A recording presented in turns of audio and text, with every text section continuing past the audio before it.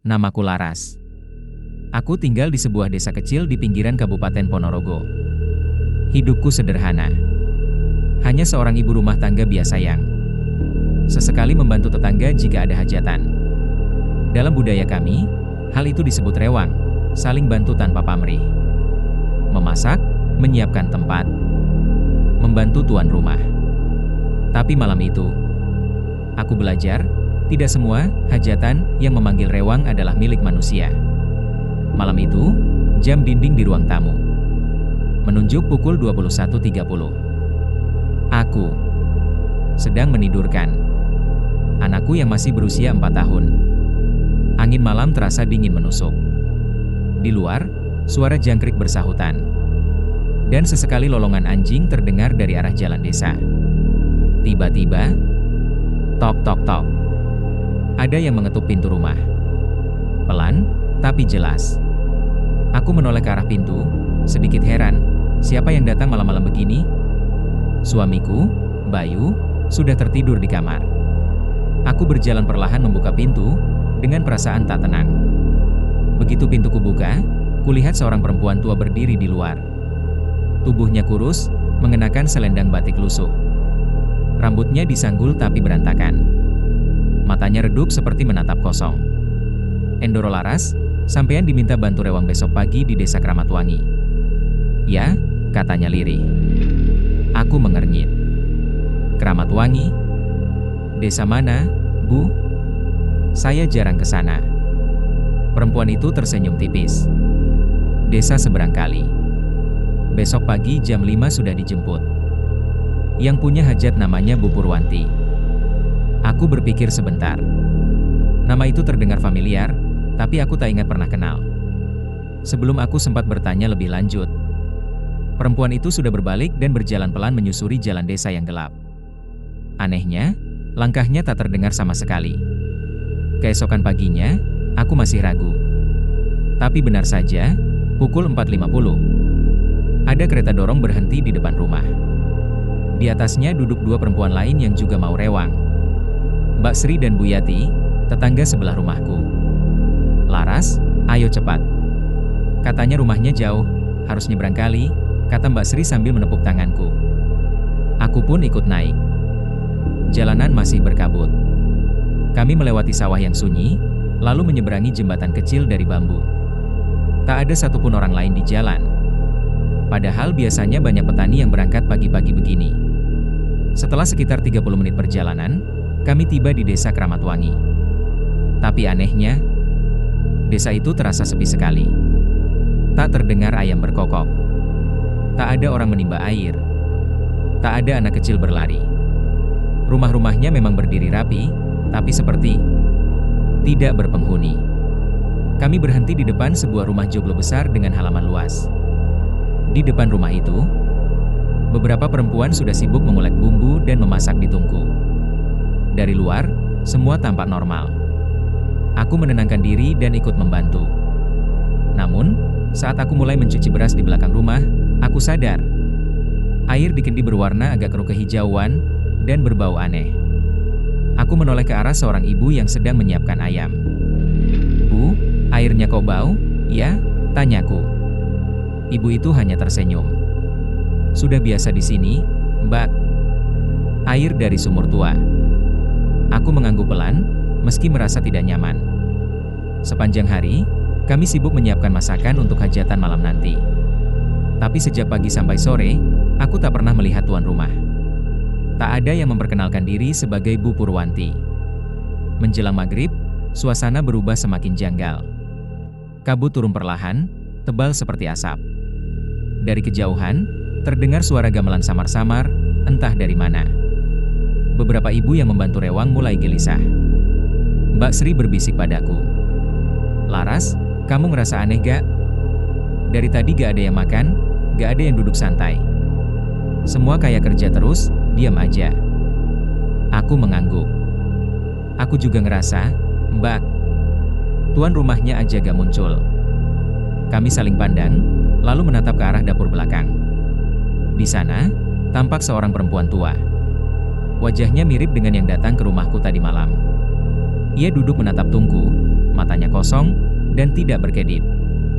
Jantungku berdegup cepat. Aku merasa seperti sedang rewang di tempat yang bukan seharusnya. Menjelang malam, kami disuruh menata hidangan ke ruang depan. Saat aku membawa piring-piring besar ke ruang tengah, aku melihat tamu-tamu mulai berdatangan. Semua berpakaian rapi, tapi langkah mereka pelan, dan wajah mereka pucat keabu-abuan. Satu hal yang paling menakutkan, tak ada satupun yang bersuara.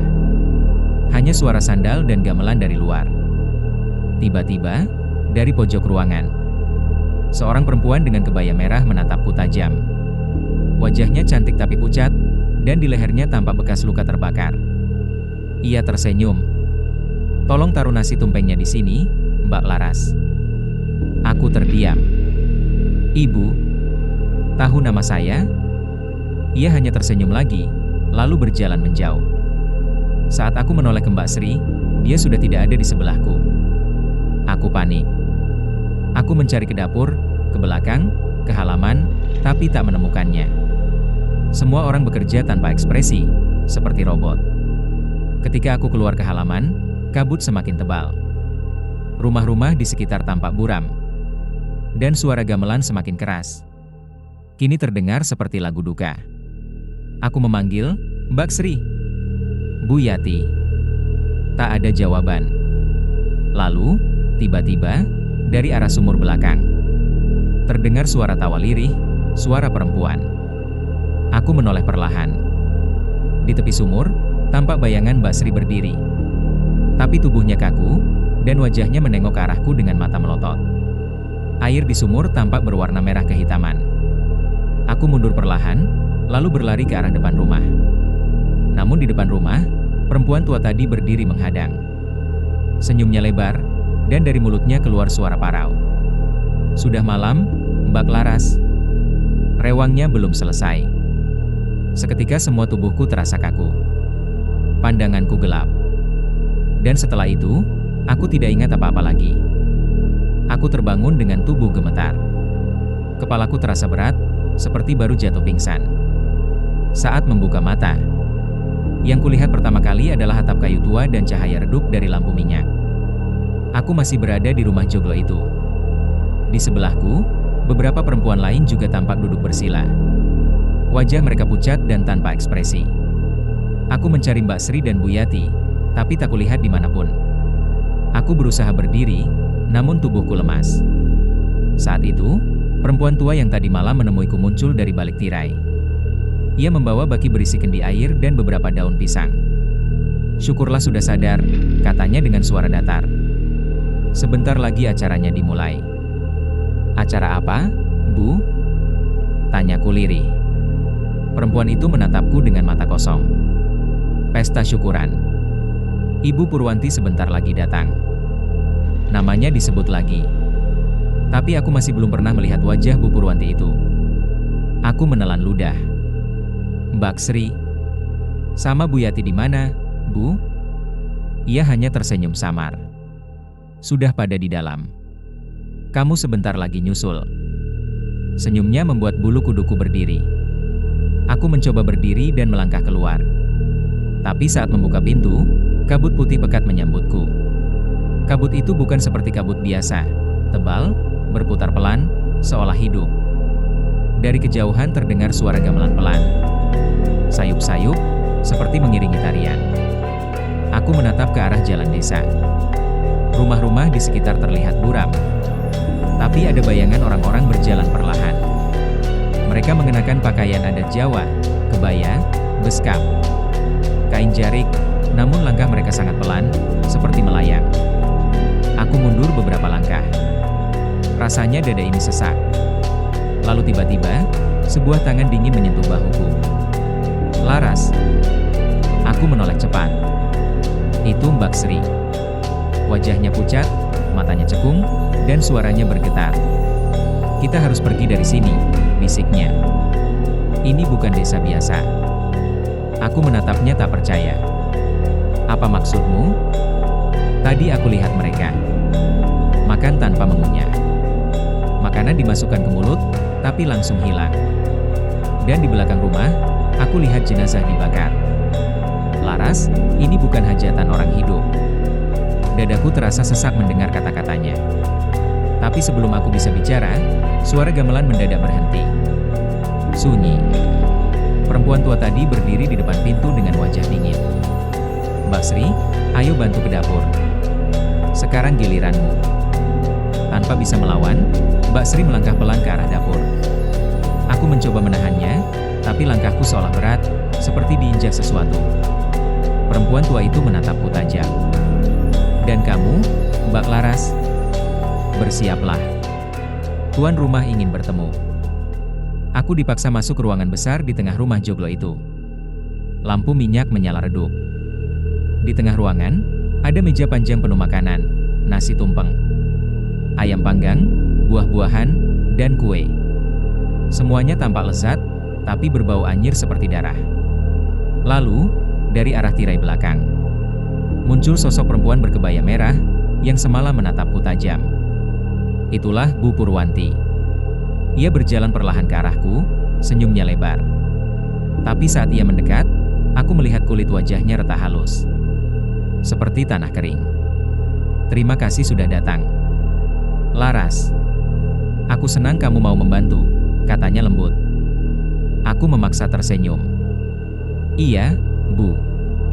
Tapi, ini hajatan apa, ya? Ia menatapku dalam. Hajatan perpisahan. Aku terdiam. Perpisahan siapa, Bu? Ia tersenyum semakin lebar. Aku. 20 tahun yang lalu. Seketika, suara gamelan kembali mengalun, tapi kini berubah menjadi nada sendu. Aku mundur, jantungku berdegup kencang.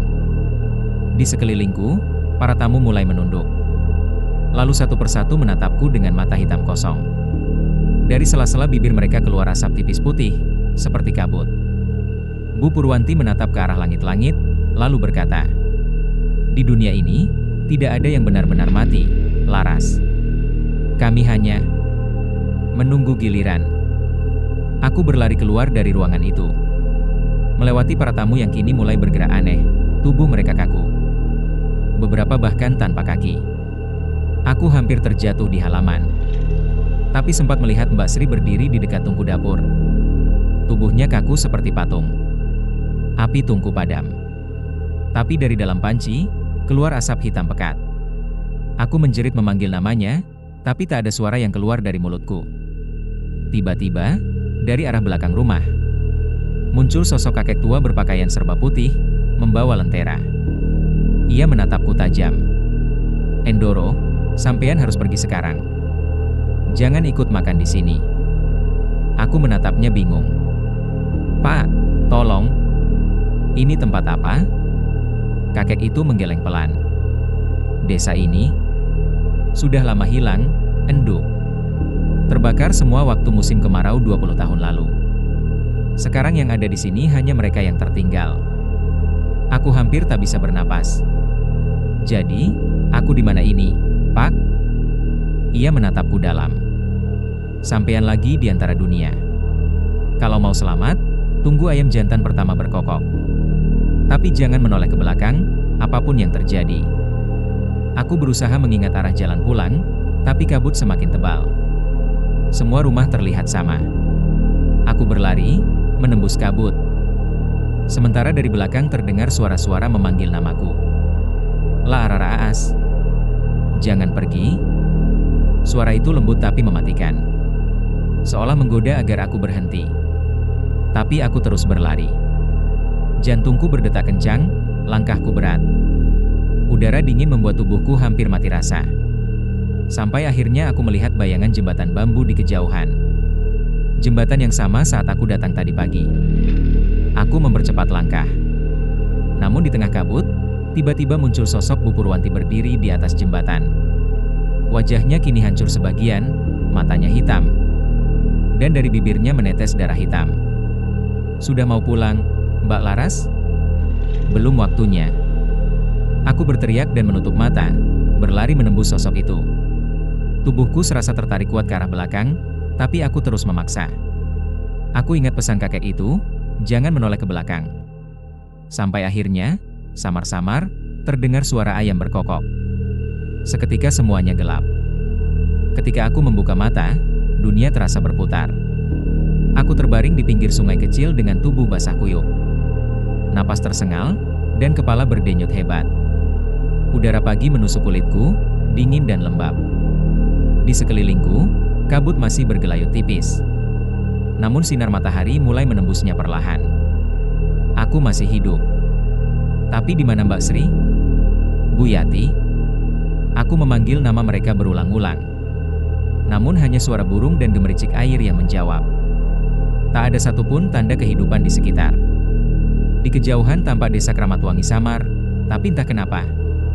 Semakin aku tatap, bentuknya seperti bayangan, rumah-rumah tanpa kabur. Seperti ilusi yang perlahan menghilang di sapu cahaya matahari. Aku memutuskan berjalan ke arah desa itu, meski tubuhku masih lemah. Namun setiap kali aku melangkah mendekat, kabut menebal lagi.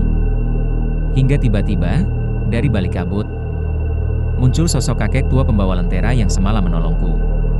Ia kini tidak membawa lentera, melainkan tongkat bambu. Tatapannya lembut, tapi matanya memendam kesedihan. "Sampeyan masih di sini, Enduk?" katanya lirih. Aku langsung mendekat. "Pak, apa yang sebenarnya terjadi? Mereka semua, siapa?" Kakek itu menarik napas panjang. "Yang sampeyan lihat semalam, bukan dunia manusia. Desa itu, Desa Kramatwangi, sudah lenyap 20 tahun lalu. Warganya terbakar hidup-hidup waktu pesta pernikahan anak Bu Purwanti. Api dari tungku dapur menjalar karena angin besar. Sejak malam itu, desa itu tak pernah lagi dijamah manusia." Aku terdiam. Tubuhku gemetar. "Tapi, aku lihat mereka semua, Pak. Mereka seperti hidup." Kakek itu mengangguk pelan. "Iya. Mereka memang masih ada, tapi bukan di dunia kita. Kadang, ketika malam sepi dan kabut turun, desa itu muncul sebentar. Menarik orang-orang yang datang dengan niat tulus. Biasanya yang suka rewang, suka bantu. Mereka suka mengajak bergabung." Aku menelan ludah. "Mbak Sri sama Bu Yati?" Kakek itu menatapku lama. "Kalau mereka belum kembali bersama sampeyan, mungkin sudah jadi bagian dari sana." Aku nyaris menangis mendengarnya. Kaki terasa lemas, tapi aku menahan diri untuk tidak terjatuh. Kakek itu lalu mengeluarkan selembar kain putih kecil dari saku bajunya. Di tengah kain itu terlukis simbol aneh, seperti tulisan aksara Jawa kuno. "Ini jimat penuntun. Kalau kamu ingin benar-benar lepas dari alam mereka, simpan ini. Tapi jangan pernah kembali ke arah jembatan itu lagi. Sekalipun kamu dengar suara memanggil." Aku menerima kain itu dengan tangan bergetar. Kainnya terasa dingin, tapi berdenyut seperti hidup. Kakek itu menunduk, lalu perlahan berjalan ke arah kabut. "Jangan percaya kalau mereka memanggilmu, Enduk. Mereka bisa meniru suara siapapun." Dan benar saja. Saat ia menghilang di balik kabut, aku mendengar suara anakku, lembut, memanggil dari arah sungai. "Bu, sini, Bu." Aku menoleh spontan. Di tepian sungai, samar tampak sosok kecil mirip anakku berdiri, melambaikan tangan. Tapi wajahnya gelap, tanpa mata. Aku menutup mulut, menahan jeritan. Kain putih di tanganku terasa semakin panas. Seketika sosok itu lenyap, digantikan bayangan kabut pekat. Aku berlari menuju arah desa asliku. Semakin jauh dari sungai, udara terasa lebih hangat, lebih nyata. Tapi setiap langkah terasa seperti melawan arus. Seolah sesuatu berusaha menarikku kembali ke arah kabut. Sesampai di pinggir jalan besar, aku melihat dua orang laki-laki desa sedang menuntun sapi. Salah satu dari mereka menatapku heran. "Loh, Mbak Laras? Sampeyan dari mana? 3 hari ini dicariin warga loh." Aku berhenti mendadak. 3 hari? Mereka mengangguk. "Iya. Katanya sampeyan berangkat rewang ke Kramatwangi, tapi gak balik-balik. Padahal desa itu udah gak ada. Mbak, tempatnya sekarang tinggal reruntuhan dan pohon beringin besar." Aku tak bisa berkata apa-apa. Air mata mengalir begitu saja. Aku menatap ke arah kabut di kejauhan, dan di sana, samar-samar kulihat bayangan perempuan berkebaya merah berdiri di tepi hutan, menatapku dari jauh. Aku menutup mata, berharap itu hanya halusinasi. Tapi ketika kubuka lagi, bayangan itu sudah hilang. Sampai di rumah, suamiku langsung memelukku erat. Wajahnya cemas, matanya sembab. "Kamu kemana aja, Ras? Aku kira kamu gak bakal pulang." Aku hanya bisa menangis. Aku ceritakan semuanya, tentang perempuan tua yang datang malam itu. Desa yang seolah hidup, pesta aneh. Dan sosok Bu Purwanti. Bayu hanya diam mendengarkan, wajahnya tak percaya tapi juga takut. Aku udah nanyain ke orang-orang, katanya kemudian. Desa Kramatwangi itu emang ada dulu, tapi udah lama kebakar. Gak ada yang berani ke sana. Aku teringat sesuatu. Kain putih pemberian kakek itu masih kugenggam. Tapi saat kubuka, kain itu kini kosong. Tak ada tulisan, tak ada tanda. Hanya kain putih polos, dingin seperti es. Malamnya, aku tak bisa tidur. Di luar rumah, suara jangkrik terdengar pelan. Angin bertiup lembut, tapi entah kenapa terasa ganjil. Sekitar tengah malam, aku terbangun karena mencium bau kemenyan. Aku bangun dan melihat ke arah dapur. Lampu minyak menyala sendiri. Di bawah cahaya temaram, aku melihat panci besar yang kutinggalkan 2 hari lalu, kini terisi air. Di permukaan air itu, terpantul wajah Bu Purwanti. Aku menjatuhkan panci itu, air tumpah ke lantai. Tapi bayangan wajahnya tak hilang, justru semakin jelas di genangan air. Ia tersenyum. "Masih banyak yang butuh bantuan, Laras." Suara itu menggema di seluruh rumah, membuat darahku serasa berhenti mengalir. Aku berlari ke kamar dan memeluk anakku yang masih tidur. Kain putih di meja bergetar perlahan, lalu terbakar pelan tanpa api. Keesokan paginya, aku pergi ke makam tua di pinggir hutan. Di sana, aku menemukan nisan batu besar dengan tulisan samar. Mengikuti arah yang pernah kakek itu tunjuk. Aku berlutut dan menatap tanah yang mulai ditumbuhi lumut. Di sini beristirahat keluarga Bu Purwanti, wafat karena kebakaran. 1987. Tepat di samping makam itu, kulihat lentera tua tergantung di dahan pohon beringin. Lentera yang sama seperti yang dibawa kakek itu. Aku menyentuhnya, tapi lentera itu dingin seperti logam di musim hujan, dan saat ku sentuh, api kecil muncul di dalamnya. Menyala sendiri tanpa minyak. Dari dalam nyala itu, samar ku dengar suara kakek. "Sudah waktunya, enduk. Jangan kembali lagi." Aku menjatuhkan lentera itu dan segera pergi. Tapi saat aku menoleh sekali ke belakang, kulihat bayangan Mbak Sri dan Bu Yati berdiri di antara kabut pohon beringin. Tersenyum kepadaku. Mereka tak berkata apa-apa, hanya melambaikan tangan perlahan. Sebelum menghilang bersama kabut pagi. Suara gamelan makin cepat. Nada-nadanya memekakkan telinga Laras. Jantungnya berdegup kencang. Napasnya tersengal. Ia menoleh, semua orang yang tadi menari di halaman kini berhenti. Menatapnya serentak. Mata mereka kosong, wajah mereka pucat seperti tanpa darah. Dari arah dapur, asap hitam pekat merayap. Bau anyir darah menyengat hidungnya. Di antara kabut, Laras melihat sesosok wanita tua mengenakan kebaya lusuh. Wajahnya sama persis seperti ibu pemilik rumah yang ia bantu sejak pagi. Tapi kini kulitnya hangus, matanya merah. Dan bibirnya tersenyum merekah dengan gigi hitam gosong. "Kowe ora iso metu, enduk. Kau tak bisa keluar, nak." Suara wanita itu bergema di kepalanya, meski bibirnya tak bergerak. Laras menjerit, berlari menabrak para tamu yang kini tampak membusuk. Tubuh-tubuh mereka berjatuhan seperti boneka kayu. Tangan-tangan dingin mencoba meraih gaunnya. Ia menendang, berlari keluar rumah, dan terkejut. Karena desa itu kini gelap gulita.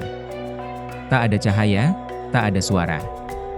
Rumah-rumah di sekelilingnya hancur, ditelan jelaga hitam. Di kejauhan, terdengar suara orang menangis, lalu berubah menjadi tawa melengking. Laras berlari ke arah jalan setapak yang mengarah keluar desa. Tapi langkahnya seperti berat, tanah berubah lembek seperti lumpur. Setiap langkah membuat kakinya tenggelam. Dari bawah tanah, muncul tangan-tangan hitam menggenggam pergelangan kakinya. Ia menjerit, menendang, menarik kakinya dengan sisa tenaga. Tiba-tiba, suara lonceng kecil terdengar dari arah kanan. Ia menoleh, seorang kakek tua berdiri di bawah pohon besar. Wajahnya tenang, matanya sayu. Ia memakai pakaian putih lusuh, membawa tongkat kayu. Wis, enduk. Ayo bali. Sadurunge ayam jago muni. Sudah, nak. Pulanglah. Sebelum ayam berkokok. Laras hampir tak bisa bicara. Mereka mau menahanku. Kakek itu menggeleng pelan. Mereka bukan manusia lagi. Kau ikut ke sini tanpa pamit pada penunggu desa. Sekarang waktunya pulang. Ia mengulurkan tangan. Laras meraihnya, dan saat kulit mereka bersentuhan, dunia di sekitarnya bergetar. Tanah retak, angin berputar kencang, dan semua cahaya menghilang. Mereka berjalan menembus kegelapan. Langit berubah menjadi merah pudar, lalu abu-abu. Laras melihat sekilas rumah besar yang tadi ia bantu. Kini hanya puing gosong dengan papan bertuliskan, Keluarga Suradipura 1998. Laras tertegun, ia ingat. Ibu-ibu di desanya pernah bercerita tentang kebakaran besar di rumah itu. 20 tahun lalu. Semua penghuni rumah terbakar hidup-hidup. Termasuk tamu-tamu yang sedang rewang waktu itu. Tubuh Laras bergetar hebat. Aku, ikut rewang di rumah yang sudah nggak ada? Kakek tua itu menatapnya dalam-dalam. Mereka hanya ingin ditemani, enduk. Kadang, arwah yang belum tenang masih mengulang hari terakhir mereka. Tanpa sadar mereka sudah tiada. Air mata Laras jatuh, antara takut dan iba. Terus, kenapa aku bisa ke sana? Karena mereka memanggilmu. Kau punya darah orang dapur, yang mudah disapa makhluk halus. Tapi kau masih hidup, jadi mereka tak bisa menahanmu lama. Suara ayam jantan tiba-tiba terdengar samar. Cepat. Wektune wis meh tekan. Cepat, waktunya hampir tiba. Laras berlari menembus kabut. Nafasnya tersengal, tubuhnya berat. Tapi cahaya fajar makin dekat. Suara ayam jantan terdengar lagi, kali ini jelas. Diikuti kokok panjang ketiga. Dan tiba-tiba, semuanya hening. Laras jatuh tersungkur di tanah keras. Ia membuka mata, matahari pagi menyilaukan wajahnya. Ia menoleh ke sekeliling, ia berada di jalan depan rumahnya sendiri. Beberapa orang desa berkerumun. Ibunya menjerit, memeluknya. Laras. Gusti. Kowe teko saka ngendi?